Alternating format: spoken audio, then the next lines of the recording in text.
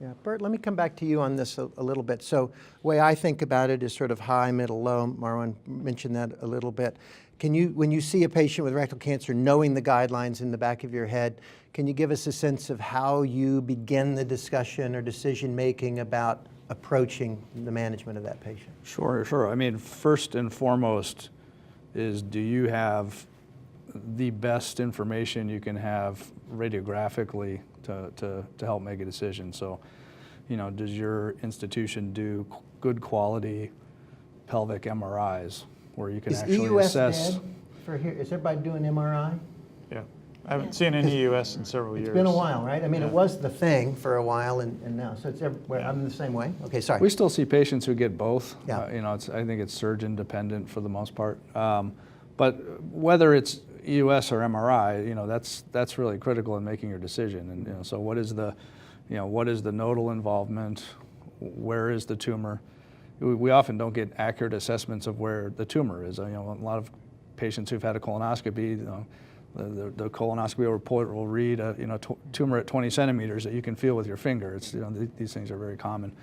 And I think MRI helps clear that up a lot also. Even with all of that, interrupting a bit, do you think we're doing a good job of staging? How do you think we're over-treating, overstaging? To be honest with you, John, I think that even with MRI, we pick up on so many lymph nodes that we don't know what they mean. For example, even in the PROSPECT study, a lymph node only counts if it's more than 10 millimeters.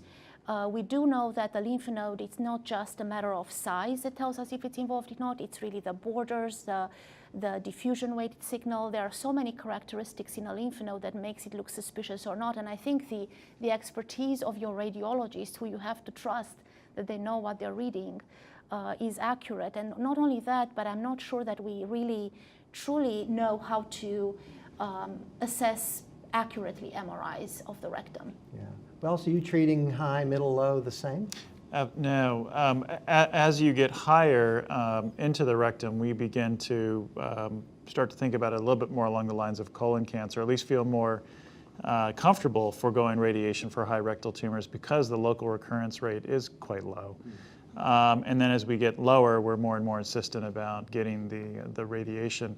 And I've also had very difficult conversations with people about colostomies and those low rectal tumors, which sort of brings us into the topic of non-operative management, which we'll talk about later. But you know, certainly those lower ones we're doing much more commonly doing radiation. But for the high ones, younger patients who might want to have a family, et cetera, it's a lower threshold to forego the radiation. And when we start bringing this up in a multidisciplinary way, right, we might have this idea, but the surgeon's got to buy in on this, and the radiation oncologist has got to buy on this. How is that going at your center, for example, in Southern California? How is that accepted? Is there pushback from the other members of the team? No, I mean, I think we're individualizing quite a bit. There's a lot of involvement of the patients in these decision making, to be honest with you. And we're seeing more and more patients who are saying, hey, I don't want a colostomy, and even if the data is not there and you can make this disappear and watch me carefully, I really want to go that way.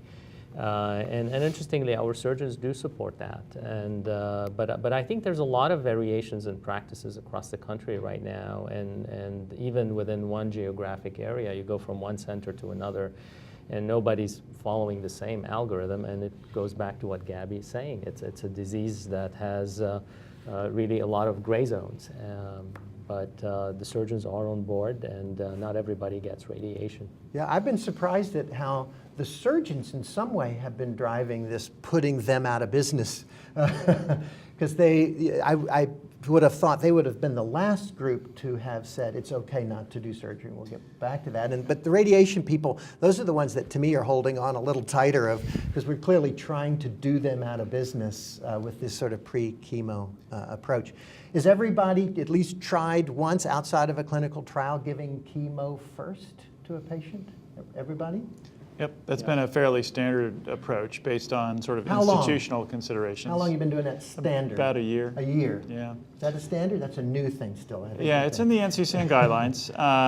And we found there's a couple advantages. Number one, the surgeons are in part on board because you get a lot more tumor shrinkage. So it makes their job a little easier. And obviously these are theoretical things that'll need to be validated in clinical trials, but we're able to start treatment next week. And when you start chemoradiation or something else, they have to get SIMmed, and you have to wait and get the insurance approval for capecitabine, blah, blah, blah. It just takes longer.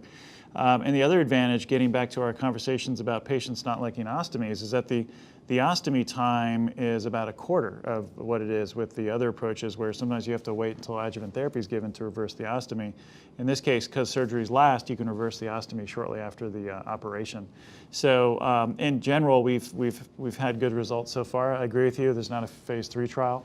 And we certainly await further data, but we've seemed to have good experience with it. We're doing it as an exception, so it is not a standard at our place. We are still sort of the chemo RT or the trial to look at frontline chemotherapy. Anybody else sort of more like Wells, where it's more the rule that you're doing chemo first? We've endorsed it in our center as well, and I think, correct, there's no long-term data from phase 3 trials, but at least we have data right now that tells you that you can get your chemo in more effectively and to more compliance, right? And we know these patients do relapse, and the relapse is more distant relapse, and that's the cause of death if it's cancer-related in the majority of cases. So I think I'm comforted by the fact that, number one, it's better tolerated, less admissions, because it's not just an ostomy, it's an ileostomy, and giving chemotherapy in the setting of an ileostomy, especially for your elderly patients when it's FOLFOX or XELOX, is not always easy. Yeah. Bert? Well, I guess my only resistance to it is I often use the pathology after resection to sort of risk stratify people and decide what, if any, chemotherapy to give. So giving the chemotherapy up front, you're all in already. And I think that does run the risk of over-treating some people. Yeah, we're clearly seeing a shift of a lot more preoperative systemic treatment in lots of diseases, not just GI cancers. And the advantage being that it is hard to give it afterwards too, but you're right, you then lose that staging, if you will, or that feel going forward.